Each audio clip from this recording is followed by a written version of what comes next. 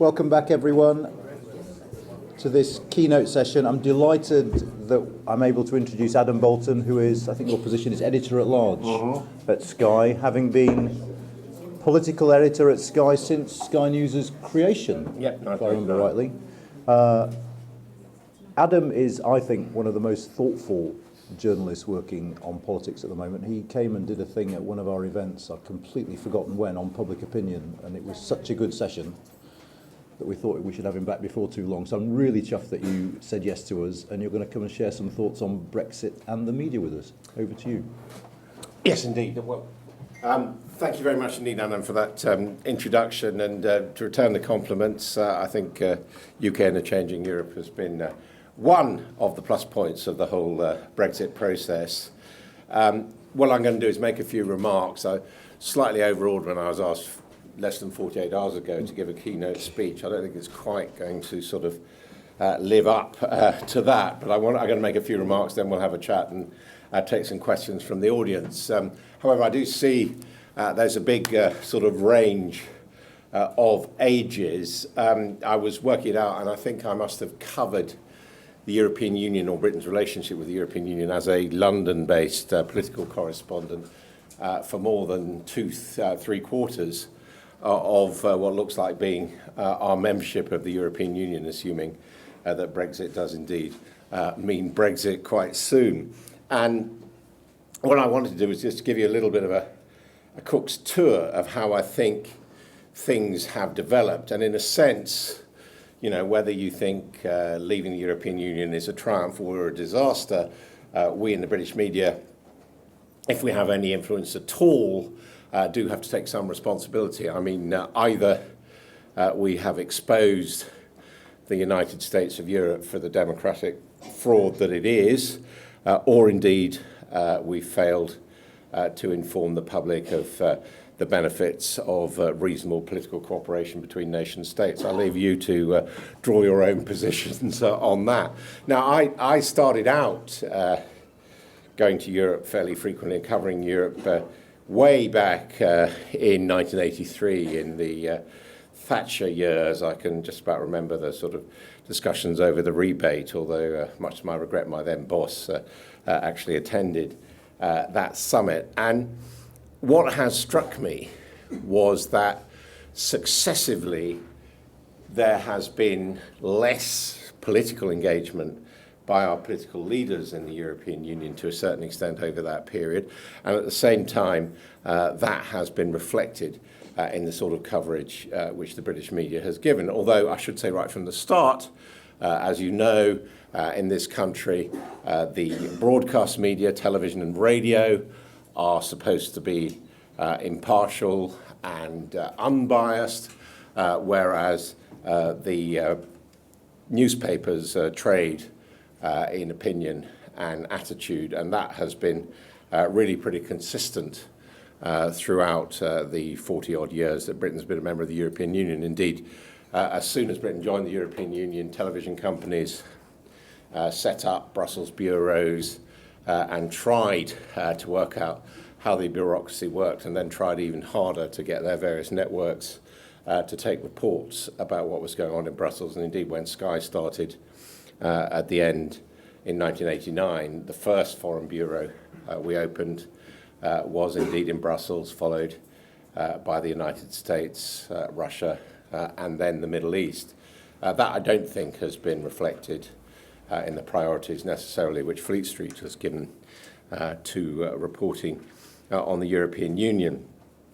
Now, but back at the beginning, there was an incredible amount of engagement between Margaret Thatcher and the European Union. In particular, she developed a kind of Punch and Judy double act with Jacques Delors and used to make frequent joint appearances with him, discuss his position, discuss her position, and she would make a virtue of attending every European summit, and when she did, she turned it into a major political event. She would always do a news conference. She would also do a series of interviews with all the various broadcasters. So, you know, in my case, in my early 20s, probably 4 or 5 times a year, I would interview the Prime Minister about the European Union. These days, you struggle to interview the Prime Minister at all, let alone on European business. However, we have to accept that journalism, by and large, is a critical enterprise, and it's an enterprise which to a certain extent thrives on conflict. And what one can characterise of the political interactions between the UK and the EU over the period is that there's always been something to argue about. Mrs. Thatcher, as we know, argued about the British rebate and resisted anything which she saw as integration towards the United States of Europe. However, as Charles Moore, her biographer, even although he's a staunch Brexiteer, accepts, throughout her premiership, she was not a Brexiteer. She was a pro-European, but wanted to structure it primarily around economic issues and also the nation state. And in that, she was primarily successful in as much as Britain, as you know, at key moments managed to obtain opt-outs. We then moved to John Major, very similar really to a certain extent to the attitude that was later espoused by Tony Blair of wanting to be a good European, to be at the heart of Europe. But 2 issues or 3 issues came up which turned his relationship with the European Union into one of antagonism. The first, of course, was really the fallout from the Thatcher years, Black Wednesday, which the pound leaving the ERM was a severe shock to British public opinion, I think on a par probably with what happened after the credit crunch in 2008. The threat of people's mortgages going up to 15% in a single day, which was actually one of the things that was announced, I think, did colour public opinion adversely towards the consequences of European cooperation. We then had the process of mad cow disease, developing Creutzfeldt-Jakob disease in this country, and what became known here as the beef war, given the European Union's resistance to British beef exports, and then culminating, of course, at the end of the Major years, we had the Maastricht process and the beginnings of the setting up of the Eurozone and the euro currency, which, of course, was very easy for newspapers to report in terms of conflict, summarised by the briefing from Gus O'Donnell that John Major had described his victory, his opt-outs at Maastricht, as game, set and match. And ironically, when Tony Blair came into power, there was this view that somehow Tony Blair wanted to be at the heart of Europe. He spoke French. But pretty soon, that relationship in terms of the dynamic of coverage became hostile, and it became hostile, of course, around the issue of the Iraq invasion, so that by the Blair government ended up being defined as Tony Blair as the champion of New Europe. The countries which had been part of the enlargement, again, part of Britain's success within the European Union in terms of always managing to widen the European Union, as they described it, rather than to deepen it through greater integration. So Tony Blair, champion of New Europe, champion of the alliance with the United States versus old Europe, led by the late Jacques Chirac, who by that stage, it has to be said, was outlining this idea of a pioneer group of nations who went for further integration, making it quite clear that he thought the British should be left on the outside. But Blair's term and really Gordon Brown's term both ended with the UK not in particularly positive odour towards the European Union. And that, of course, only got worse with the arrival of David Cameron. The extraordinary thing about David Cameron's memoirs, as has been pointed out, that the man who ended up calling a referendum and recommending that Britain remained in the European Union never said anything nice about the European Union at any stage in his political career. And of course, he was also the man who began the detachment of the Conservative Party from Europe in physical terms by leaving the European People's Party. And the rest, if you like, is history. That is the result of Britain's membership of the European Union as reported by the press, which reported in terms of conflict and which was reflected in the UK media, in the electronic media, in terms of, are we going to be successful in getting what we want from Europe?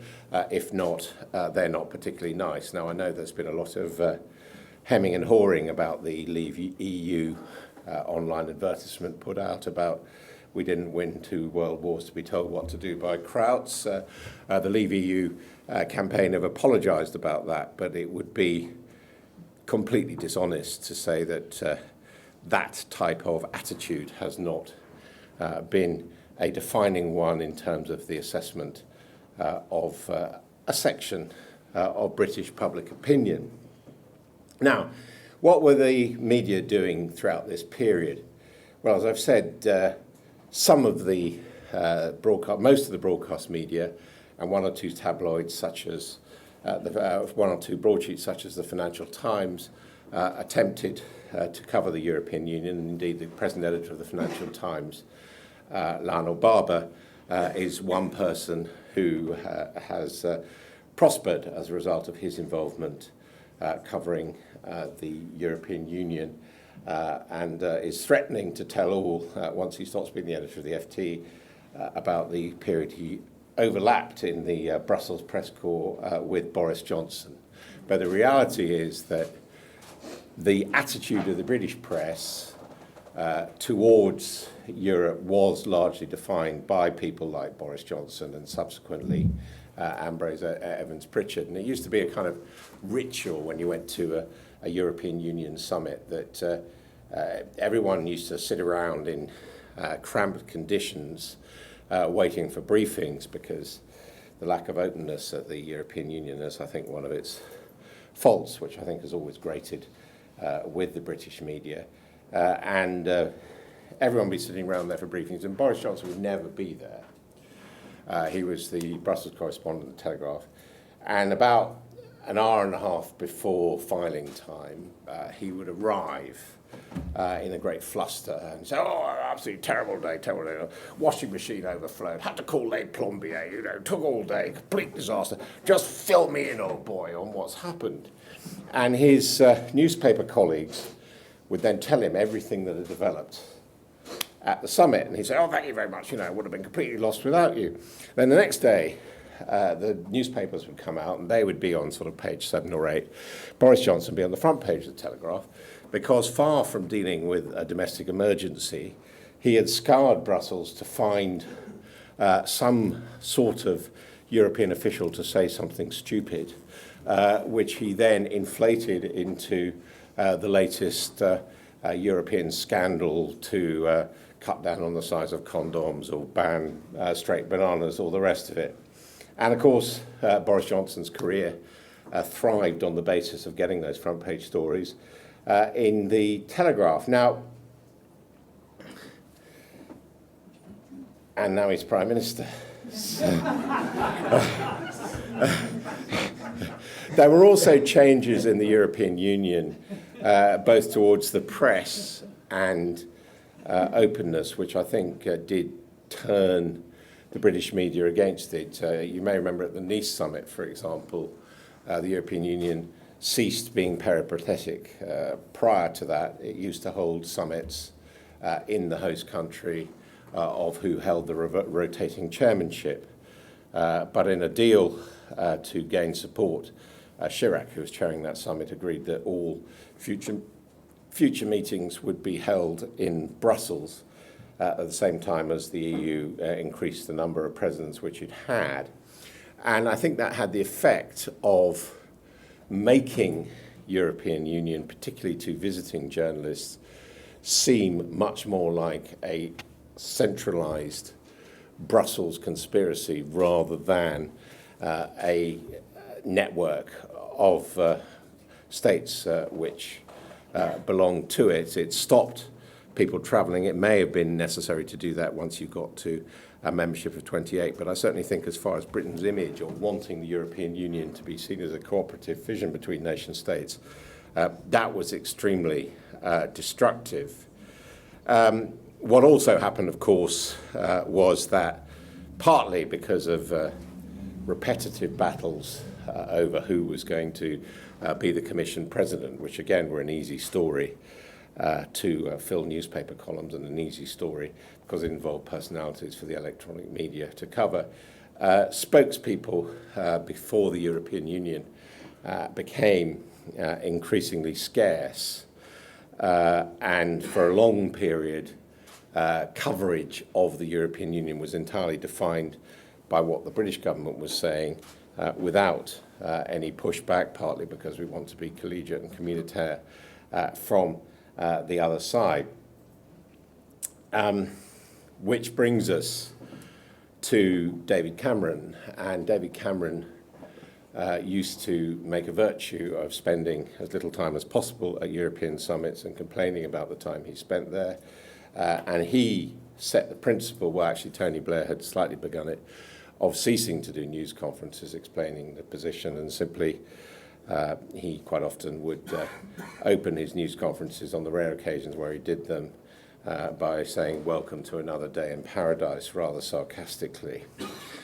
What Cameron also did was something which no previous Prime Minister had done, which is that he ignored the civil service. He ignored the UK representative. He felt that he was cleverer, he understood Europe better, he knew how to negotiate, which resulted in him, as he admits himself, using the veto on a matter of Eurozone policy, as he said himself. I saw him in Cheltenham this week on a platform saying to absolutely no effect, except further alienating the UK from the rest of the European Union.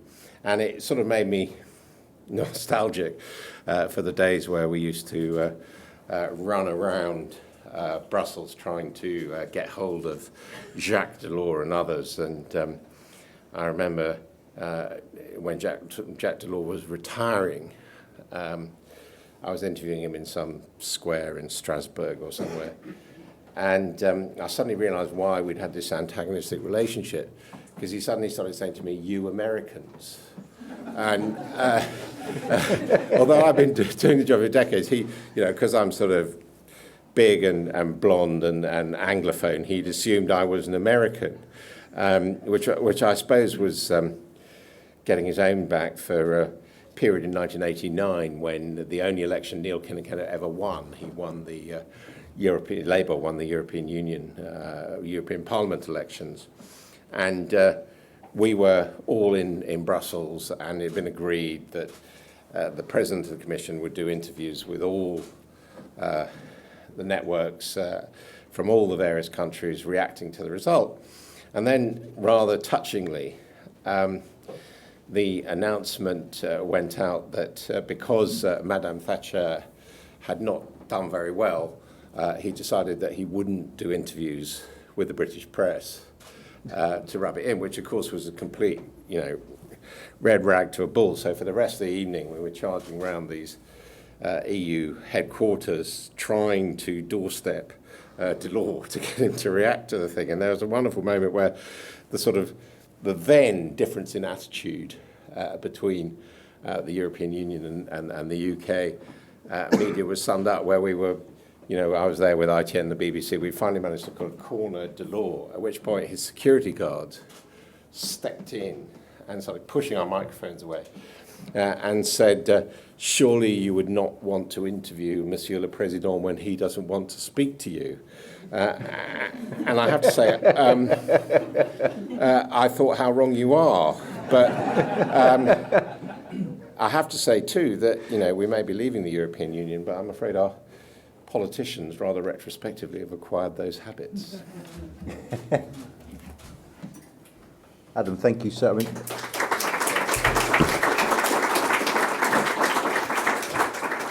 We've got till 1:15, and there's a few questions I want to ask you, then I'm going to throw it open to the audience. I thought what you said actually about the European Council was fascinating, that when it became based in Brussels, you lost sight of the fact that this is a network of nation states, and it started to feel a bit more like a state in its own right in the making. Is there any British media outlet that gets that balance right? I remember when Gavin Hewitt was the Brussels correspondent of the BBC, and a lot of Gavin's colleagues used to say, God, this is rubbish, he's never in Brussels, he's always in the member states, he's always in Greece or somewhere reporting from there, and he's giving the wrong impression of what Brussels is. So is there a right balance, and has anyone struck it? Well, I think there was a problem that a lot of networks, because frankly the European Union story didn't seem to be that interesting. And as you know, there's no straight set of data of what British people think about membership of the European Union, because in the late 80s and early 90s, people thought that was just a stupid question. We were members, and so the pollsters stopped asking the question. So there was a tendency, certainly for broadcasters, to use the Brussels Bureau as the jump-off point for a forest fire or an election or whatever. And what we never did, and have never managed to do, and perhaps it's right because it wasn't what we wanted, we never managed to report either the Commission or the European Parliament, as it put on muscle, as a place where we were participating and trying to achieve things. And so it was different in a sense from political coverage of, not just the Westminster Parliament, although of course that's now fallen into ill repute, but also coverage of an organisation like NATO or even the United Nations, where there was a sense that, we had skin in the game. It was a kind of, them and us system of reporting, and when it was sort of routine, we just didn't bother. We went off and covered a train crash or something in Germany. I mean, I suppose the answer to the next question is, I'm looking for an opinion rather than something data-based, but how much responsibility should the media shoulder for the rise of Euroscepticism here? Well, as I was trying to say at the beginning, I think there are different sorts of media. You could write a version of Robert Harris's Gotcha about tabloid coverage of the Falklands War, about tabloid coverage of Europe. Against that, I would say that for long periods, although it's not the case today, that broadsheet coverage was, fairly constructive. It accepted it, and as was reflected in the positions which the papers ended up taking in the referendum. But there is no doubt about it that the Sun in its heyday, the Mail sort of somewhat ambiguously, Telegraph, the Mirror, all enjoyed a them, an us versus them type of story, and the references to Churchill and the war and the rest of it. Do you think there was a slight, I mean, this is going to sound like, and indeed is a self-serving question, I suppose, a lack of expertise in the media about things European, about whether it's basic stuff like what trade is or war? I mean, it strikes me that parts of the media have tried to address this of late. The BBC now does reality check and ask the expert and things like that. But was there a gap there, do you think, in the media that actually people didn't really get it? No, I think they did, and I mean, I wasn't reporting it, but I can remember the arguments about joining the European Union, and particularly the arguments around the Harold Wilson referendum, which were largely conducted in economic and technical terms. Yeah. I don't think there's ever been any shortage of explaining the economic and technical terms. Against that, I do think that we as a nation, and this was reflected in the media, never really came to grips with the political implications. But I think in the defence of the European Union, I would say that they understood that and allowed the UK a considerable number of opt-outs, because they realised that historically we were coming from a very different place from continental Europe. Okay. My final question for the moment, I mean, I've got loads more if there aren't enough from the audience, so, but it's about something slightly different, which is, I don't know if you saw that Jill Rutter wrote a piece earlier this week in the Huffington Post about what is your view on this briefings thing? And are the media handling this badly? And are the media basically colluding with this government to allow the Prime Minister to say things without saying them, so he doesn't have to take responsibility for them? And should it be done differently? Well, the first thing I would say is that ultimately we're reporters, and we don't decide the way in which we get information. And I have never believed in journalistic boycotts. You know, I think you've got to go on saying we want this information, but you can't be too scrupulous necessarily about the way in which it came. And I think the way in which James Forsyth at The Spectator and Sam Coates at Sky News both published in full the dark arts briefings which they got, I think that's the way to do it. That said, there will be consequences for that they, I mean, you know, we were directly shouted at and threatened, and you know, yes, we sent you this all written down, but we didn't want you to report it. Well, you know, that said, I think there is a problem, and the problem is coming from the fact that, as I alluded to, there is less and less access given to reporters as of right. So, you know, the idea of a Prime Minister sitting down and doing 4 interviews at the end of a summit has simply disappeared. The idea of, obviously, which Tony Blair introduced, of doing a monthly news conference has completely disappeared. The formal political lobby briefings, which, you know, I've been chairman of the lobby, the non-attributable government sources I never had a particular problem with, but that system has effectively completely broken down. It began in the post-Alistair Campbell years, where basically the whole game of a lobby briefing switched from being actually telling people things to deniability, and so a civil servant was sent out to there to say, I don't know, I won't answer, the government policy is that, and that has perpetuated. So now we have an absurd situation where this government and the May government have introduced something called the dark lobby, which I find absolutely stupid, which is that they do a briefing from government sources, and they then say, right, we're now having a dark lobby, we're going to tell you things we don't want you to attribute to us.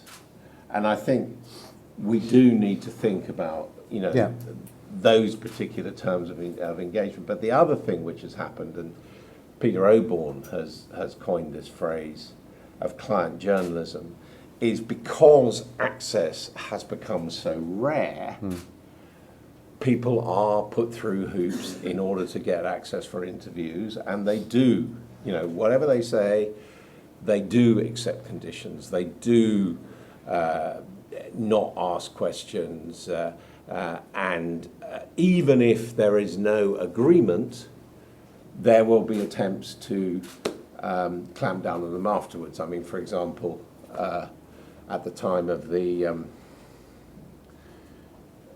2015 election, Sky News had been in the naughty corner, and we're finally, not me, but finally we were given an interview with David Cameron, and it happened to be the day that he'd forgotten which football team he supported. He was being a man of the people, but he confused West Ham and Aston Villa, I think. And so Dermot Monaghan, my colleague, asked him about this, and we were immediately told that was outrageous. Not only would we not get the Prime Minister, but we wouldn't get any ministers on a Sunday ever again. And that stayed in place for a year. Similarly, my colleague Sophie Ridge interviewed Mrs. May about Donald Trump, just as Donald Trump was becoming president, and she asked him about, you know, his attitude towards women and his comments about grabbing women by the pussy. And again, she was told, that's it, you're never getting the Prime Minister ever again. Now, that is going on and on and on. So what we see now is politicians, prime ministers, tend to appear with people with whom they have some kind of relationship. And when you get to something like Robert Peston's programme, for example, it's half journalism, half showbiz. And at that point you do wonder who's the client here. I'm not suggesting you should always just interview people and ask them the toughest questions, but I no longer think that there is fair trading in the relationship between politicians. Same goes largely for the opposition as well. There's no longer fair trading. There's no longer an acceptance that the national media should be entitled to pretty much automatic access to political leaders, and this is exactly the same for cabinet ministers as well. Right. And then on top of that, you've got the situation that for those people trying to work on a story and work on background, and again, this is a legacy that began with Alistair Campbell, that officials are now totally cowed. So officials, because of the growth of this SPAD culture and all that, you used to be able to phone up, the Department of Transport and say, why is the government building a road here? And someone would tell you why I was building a road here, and they'd also say, we can say that there were bids from other roads, but on balance it was decided to do that. You can no longer do that.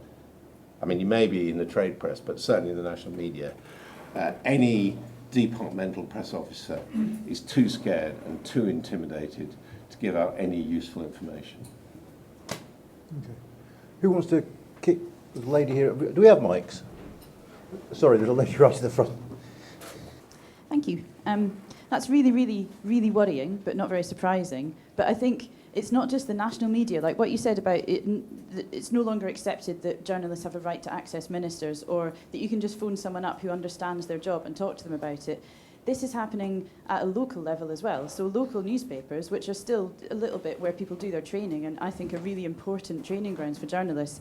You try and talk to someone in the local council about, their job. You're not trying to have a go at them. You just want to understand why they've built that wall there.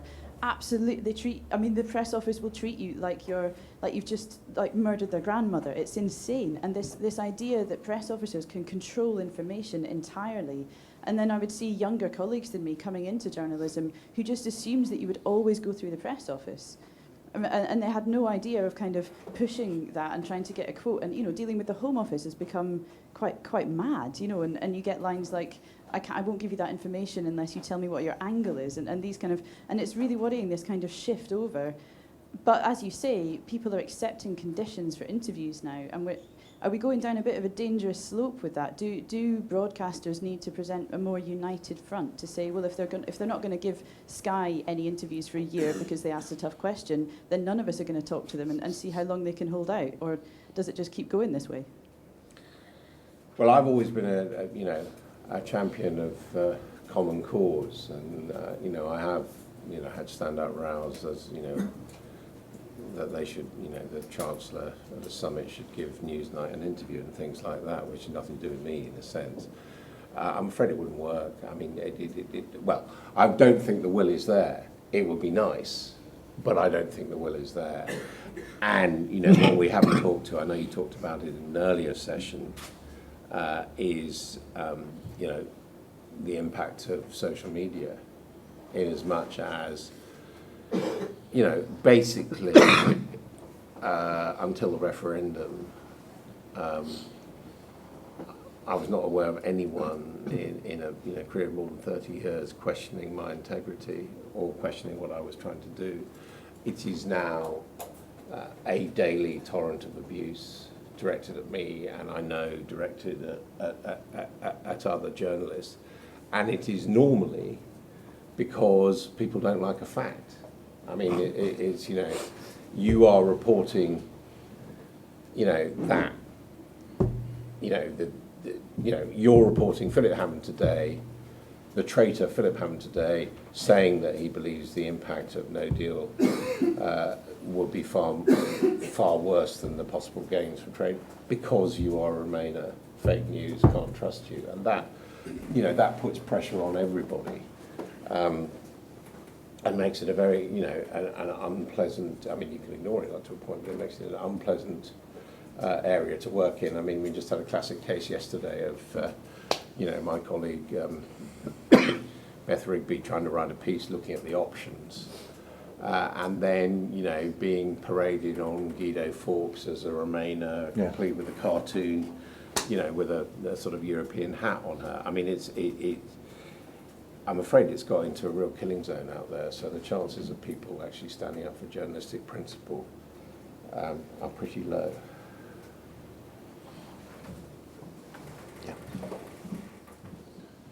We're going to end on an upbeat note, aren't you? Thanks. A couple of questions, if I can. You were saying about how...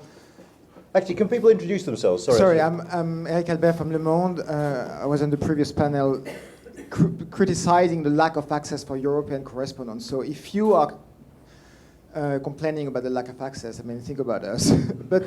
but you were saying the way Brussels was reported before the referendum was always, we won or we lost, and it's a battle. The French media do the same. I think the German media as well. I mean, we all have the same kind of approach. Where I think it's different, and I would like to hear your view on that, is the level of cynicism here in the tabloid press. So not the broadsheet, but the tabloid press. It's where it's really a trade. Clearly, this is all about selling papers, and whatever the truth or the reality of what you're writing does not matter. It's all about your line. That's something that has no equivalent in France for sure. I don't think it has much equivalent elsewhere in Europe, but I might be wrong. Could you tell us your view on that? And one thing on the kind of antagonistic interviews that were developed a lot here. The Paxman Humphreys, who have both gone actually. Has it gone too far? Because I can understand why there's less and less access to Prime Minister when any word that is being said is now blown out of all proportion, and whatever you say is becoming a massive controversy of the day. And some kind of just dialogue to try to understand why did you do this policy doesn't really come across anymore. I mean, do you think it went too far? Do you think it should be rebalanced? Right, okay. Well, on the foreign press, I do sympathise with you. I mean, if I can, go back to when I started in 1983, right? I was working for TVAM, which was a new breakfast television station, widely sort of sneered at. And my first day going to a lobby meeting, Bernard Ingham, who's the Prime Minister's press spokesman, came up to me and he said, I don't know who you are, but I know who you represent. I know your organisation has been admitted to the press guy in the lobby. You will get exactly the same treatment as the BBC or ITV, exactly the same access. And he honoured that. Now, at that stage, if you went on a weekly basis, there would be one briefing a week by a cabinet minister, by the leader of the House. That would be followed by a round table with the leader of the opposition. And if you're around on Friday, there was then another round table, off the record, but a round table with the Deputy Prime Minister, Willie Whitelaw, okay? As far as the foreign press is concerned, there was a weekly hour-long briefing for the foreign press conducted by the press secretary, again, off the record. But nonetheless, all of that access was as of right. You had a press card. That's what that's what you could do. All of that is completely gone. So I understand the position you're in. As far as the antagonistic interviews and all that, I think the style of interviewing changes. I think Jeremy had a particular style because fundamentally, once people are being media trained, what they are told is don't answer the questions, say what you want, and if possible, just stick to the line to take and don't tell them anything that they don't know. And so, the classic thing is the minister leaving the studio with his entourage, and saying, I thought that went very well, I didn't say anything. And that, that's basically what they're told they've got to do. So various people have developed various techniques to shake them up. I mean, the one thing I want with an interviewer, first thing I want engagement. I don't just want them to say, I'm on autopilot, I'm sitting here, and I'm just going to repeat that. So people have different techniques. I'm slightly more conniving. But what's also happened is that, Mrs. Thatcher, 4 times a year, she would do an hour-long interview with Brian Walden, all the rest of it, and wanted to discuss policy and work through the development of policy.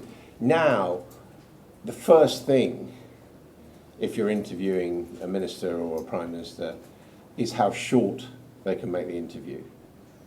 And the reason why they want to make it short is because in any circumstance, there are always obvious questions that you have to ask. But actually, very often the time they grant you, by the time you've asked the questions you have to ask, who, what, why, when, the time has run out. And so, again, I think John Humphreys developed a very abrupt way of interviewing people just because he knew that he was only allowed 4 minutes or whatever, just to get to some particular meat. But as you say, that can be counterproductive in as much as if people know they're going to get that, then the incentive to get them to avoid it has been there. But, people have tried. Evan Davis, when he took over Newsnight altogether successfully, I mean, he developed a thesis about how he was going to be nicer to people and all the rest of it. And Evan has a seductive style, but it doesn't mean, I think, that he certainly doesn't, but it doesn't mean you should be striking deals with people and saying, I'm only going to do this interview if you're going to be soft on me. But as I say, that is a routine occurrence now with every access to senior politicians, and it is, you'd have to believe we were more virtuous than you are if you didn't think people don't actually accede to that sort of thing. I mean, it's hard, isn't it? I mean, I sometimes wonder whether I'm just making it up when I think things have got worse. But when I hear this sort of get Brexit done mantra repeated, whatever the, when the question is good morning. Yeah.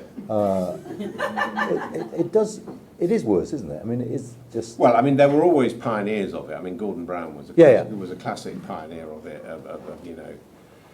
When did you last sleep with your wife? Well, the fundamentals of the economy are sound. Yeah. Okay. Yeah. So people have always done it, but I mean, they all do it now, and it is a desire to kind of, smuggle things past people. I'm not saying that the mainstream media are the be-all and end-all, but I do think accountability all round, as we've seen in this government's attempts to deliver as it seeded on the Brexit referendum, is not something that they're that keen on. Yeah. Gentlemen. Adam, my name is Robin Horsley, and you'll love this because I produce content for social media channels. And just one observation, which maybe you could just comment on. So the marketplace for social media news is created by this mechanism of discrediting mainstream media very often because of perceived bias or imbalance. Alleged bias. Yeah, that's perceived, yeah. Well, perceived and alleged. Well, all right, it's alleged then perceived, however you want it. And that creates the marketplace in social media. But what's really lacking is the depth on issues very often, which is ultimately what's being done. The mechanism by which people are moved to social media is often the discrediting one. I agree, it's pretty rough in some instances and unwarranted. But certainly there's a gap in the market. And you're going back to what you're talking about in the 90s and 80s and so on in Brussels. You were basically saying that there was a sort of a gap in terms of information that was getting out there because it wasn't getting reported.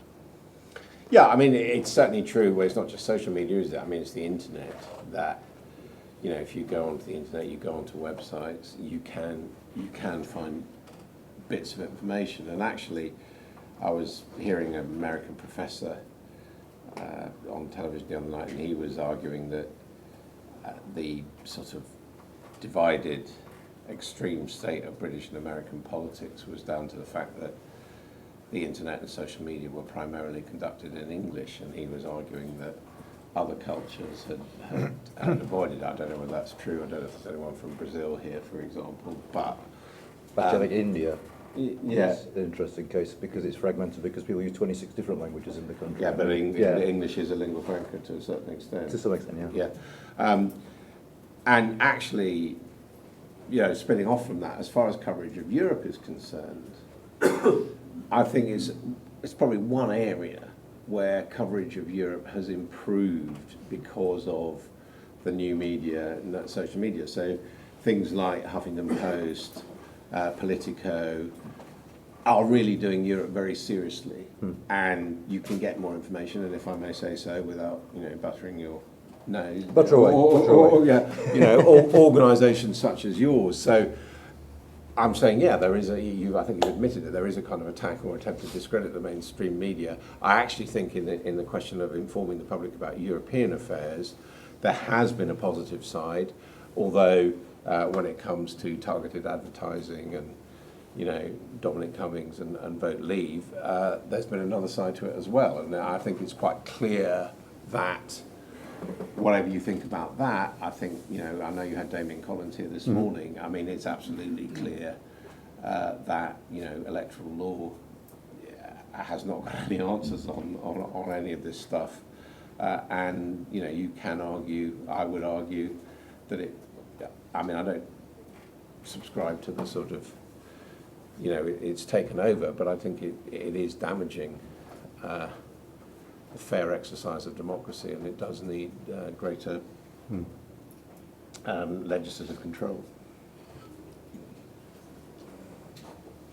Hi there, Adam. Freddie Major from Press Gazette. I just wanted to touch on the Sky View side of thing. I wondered if, just broadly, in such a divided period, whether or not allowing broadcasters to give their opinion on Sky News might be affecting your impartiality in some way, might be perceived to be affecting your impartiality. Well, I mean, you're absolutely right, and there is a tension in this, and it's a tension that at the BBC was shown by the Naga Malchetti business, and this is where the balance between being an information service and being an entertainment service does put the people at fulcrum of it under strain, in as much as broadcasters want to have their correspondents to have a profile, to have a personality, and many of them are encouraged to do things like that program about their life history, Who Do You Think You Are, or Strictly Come Dancing. I mean, Are you going to do Strictly? No, but I've been on Have I Got News For You fairly often. I've done Celebrity Mastermind, Celebrity, what do you call it, University Challenge. I did Pointless with Kay Burley. So people want you to increase your thing, and one of the things that's happened at Sky recently is I'm told that we now have more people accessing us by the phone app than we do watching us on television screens. And so obviously there's a request to provide content for that. Now, Sky Views is what it's called, and obviously, I write on that on a weekly basis, and so does Beth Rigby, who was attacked yesterday. Now, my understanding of that is that you're supposed to give a personal perspective, but you're not meant to cross over into giving an opinion. Yeah.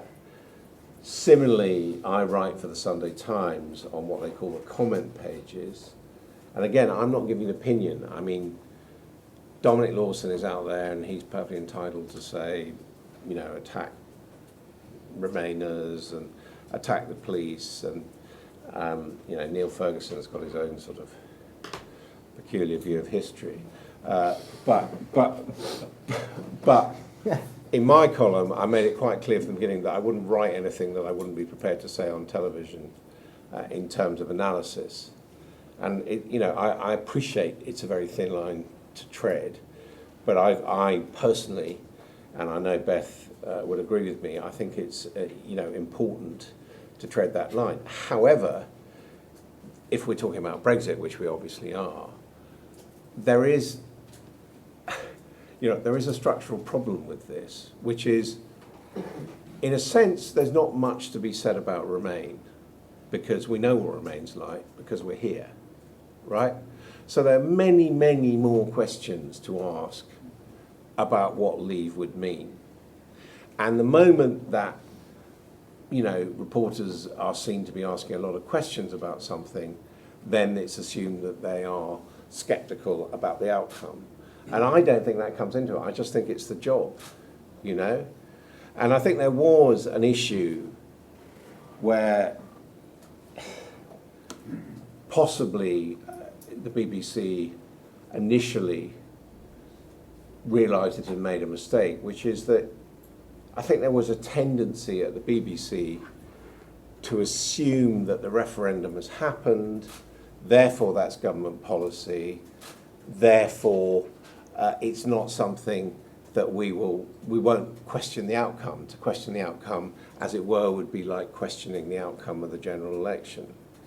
Whereas we at Sky certainly always saw the referendum as part of a dynamic process, and therefore were prepared to say, is it going to happen? Because there's another side to this argument. And again, when you give a voice to people, you're often accused of bias. I mean, on the other side of the argument, I remember back at the time in the early 90s of the bastards and the witless wonders, the conservative Thatcherites who started going against policy. I remember a senior producer of the BBC News turned on me and he said, why do you keep on having these people on your programmes? It's because Murdoch's told you to have them on, isn't it? At that stage, I hadn't even spoken to Rupert Murdoch, and I've only spoken to him about a dozen times in my life. I said to him, no, I said I have them on because I think they're going to tear the Conservative Party apart. And I didn't realise they're going to tear the country apart, but I don't regret having them on. Does that answer your question? Yeah, Tim Bell from UK and a Changing Europe. I just wondered whether you think there's any truth in the suggestion that's sometimes made that our very skewed national newspaper scene overly influences the agenda of broadcasters. I mean, it's a point that's been made very often about the BBC, and particularly the Today programme, for example. But I just wondered in general whether you think, that broadcasters, to some extent, find their agenda being set by the newspapers because you do newspaper reviews, etc., and then they filter through. Yeah, I think you could argue that, although I would argue that things like newspaper reviews are actually designed to put that newspaper opinion in a box and to say, look, there is that opinion out there. It's part of the national discourse, but it's just part of the national discourse rather than setting the agenda. And, when you get things like the enemies of the people, front pages or whatever, clearly,